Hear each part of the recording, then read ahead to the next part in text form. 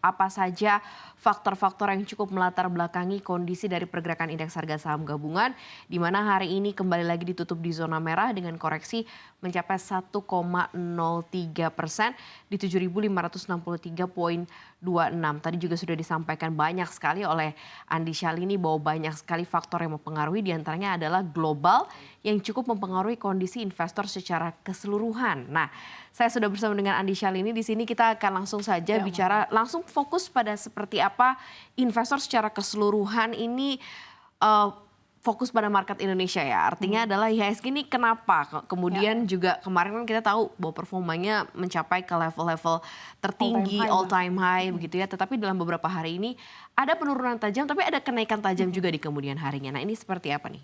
Ya Maria, kalau kita perhatikan IHSG berbalik arah ke zona merah, bahkan kembali lagi ke level psikologis 7.500 setelah kemarin berhasil bangkit kembali di level 7.600. Kalau kita perhatikan juga dari segi saham, memang lagi-lagi saham Brand dan Aman yang merupakan market cap yang cukup besar di Bursa Efek Indonesia pada hari ini cukup besar koreksinya sehingga tampaknya juga mempengaruhi pelemahan IHSG pada hari ini.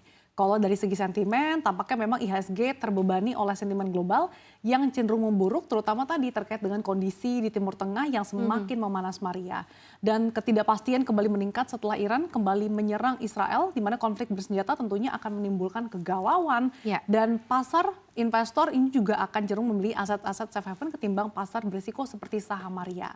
Oke, nah kalau dilihat dari konflik yang ada nih, berarti kan memang sekarang ada kontribusi dari geopolitik, kemudian juga mungkin ada hal-hal yang ingin dilihat juga. Nah, kalau kita fokus kepada Timur Tengah ini seperti apa sih saat ini, Sa? Ya Maria, Iran jadi melancarkan serangan besar-besaran menggunakan rudal ke Israel pada Selasa kemarin. Jadi ini sebetulnya dilakukan hanya beberapa jam saja nih Maria setelah pejabat Gedung Putih sebetulnya sudah memperingatkan bahwa Teheran ini segera merencanakan serangan. Nah, beberapa rudal berhasil dihadang di langit Yerusalem, tapi tampaknya banyak diantaranya tampak terus melaju ke arah pesisir dan juga wilayah tengah Israel. Dan juru bicara pasukan pertahanan Israel IDF Daniel Hagari mengatakan kalau tidak ada laporan cedera di darat saat Iran menembakkan sekitar 200 rudal atau roket tersebut. Ia menambahkan bahkan tampaknya tidak ada lagi nih ancaman senjata yang masuk dari Iran untuk saat ini, tetapi menegaskan kalau Israel tetap siap siaga. Sebelumnya Iran dikabarkan telah berjanji Maria untuk membalas Israel atas serangkaian serangan terhadap Iran dan juga milisi yang didukungnya di seluruh Timur Tengah termasuk Hizbullah yang dilakukan beberapa waktu lalu.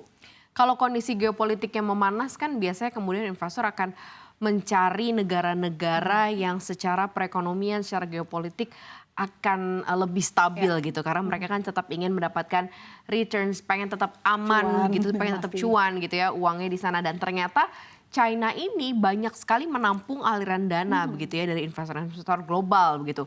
Nah, ini apakah akan menjadi salah satu PR tersendiri nantinya bagi IHSG gitu ya, akan kemudian makin panjang lesunya nih ataukah seperti apa nih, Sa? Iya, tampaknya mengawali Oktober ini investor asing sudah mulai nih mengalihkan dananya dari dalam negeri ke China. Hal ini dipicu karena upaya pemerintah China untuk memperbaiki perlambatan ekonomi dan juga menghidupkan kembali minat investor terhadap pasar saham dalam jangka panjang.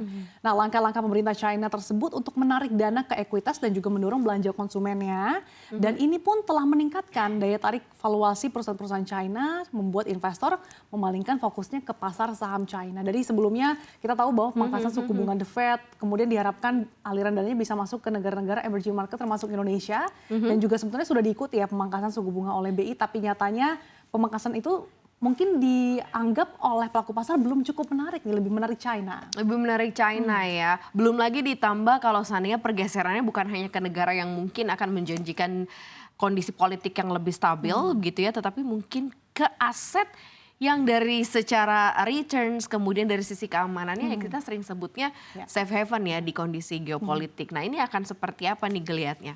Ya Maria, geliatnya tentu saja tercermin dari sejumlah emiten produsen emas yang lagi-lagi menguat seiring komoditas logam mulia acuannya yang secara global ini kembali naik di tengah adanya tensi geopolitik yang terjadi di Iran dan juga Israel. Dan Maria, saham PT Bumi Resources Minerals Tbk atau BRMS nih misalkan, ini bahkan hari ini melesat cukup signifikan kalau kita lihat pergerakannya konsisten berada di zona penguatan pada perdagangan hari ini. Secara price performance, kita lihat penguatannya di 7,2% di final level. Secara intraday padahal sempat menguat hingga 12% hari ini. Nah, selain itu saham dengan saham grup Salim dan grup Bakri tersebut bahkan sudah menguat 3 hari beruntun. Saham BRMS bahkan sempat menyentuh 288 yang merupakan level tertingginya dalam 1 tahun terakhir, Maria. Wow. Kemudian ada juga saham aneka tambang, hari ini final levelnya di 1.535, terapresiasi 2,33%.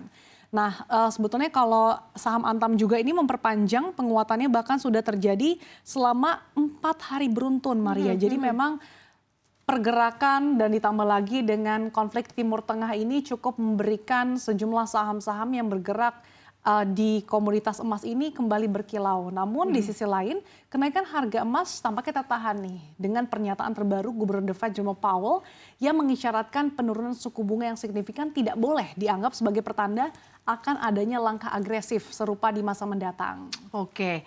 Nggak cuma emas ternyata begitu ya, beberapa kelompok emiten geng migas ini juga tampaknya juga diuntungkan dengan adanya tensi geopolitik ini. Kecipratan juga cuannya ini seperti apa nih peluangnya?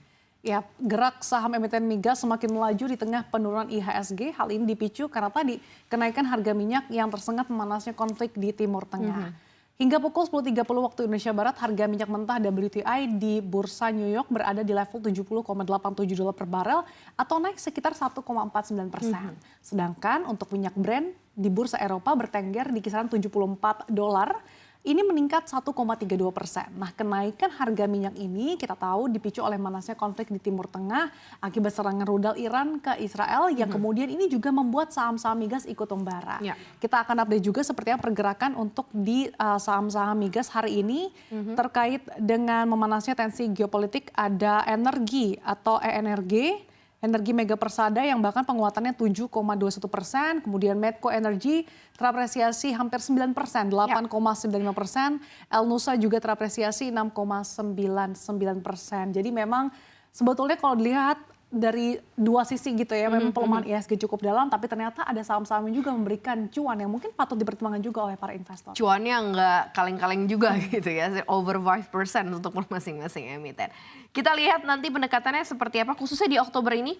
Sasa, ini banyak juga emiten yang akan melaporkan pembagian dividen hasil kinerja kuartalan. Nah, ini seperti apa?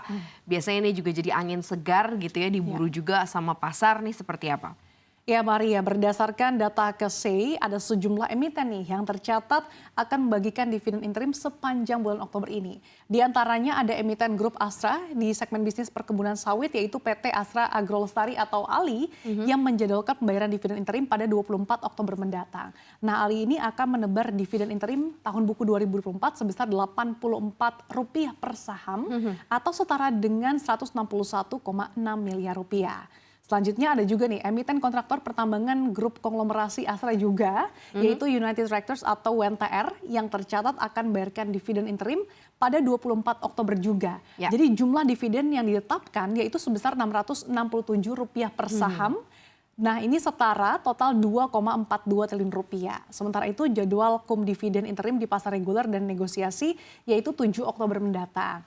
Kemudian ada juga emiten alat berat Hexindo Adi Perkasa atau Hexa yang akan memberikan dividen tunai senilai $39,99 juta atau setara 70% dari laba bersih tahun buku yang berakhir di 31 Maret 2024. Adapun cum dividen Hexa terpantau lebih awal yaitu pada hari ini 2 Oktober, Maria. Oke, ini banyak data-data mungkin bisa difokuskan begitu ya akan seperti apa ke depannya untuk pergerakan indeks harga saham gabungan dan mudah-mudahan ini bisa jadi acuan, tapi disclaimer balik lagi ini akan menjadi gambaran saja, tidak ada tendensi dari kami juga untuk bisa mengajak Anda membeli atau memilih saham-saham yang kami berikan begitu ya. Jadi ini bukan rekomendasi saham, ya disclaimer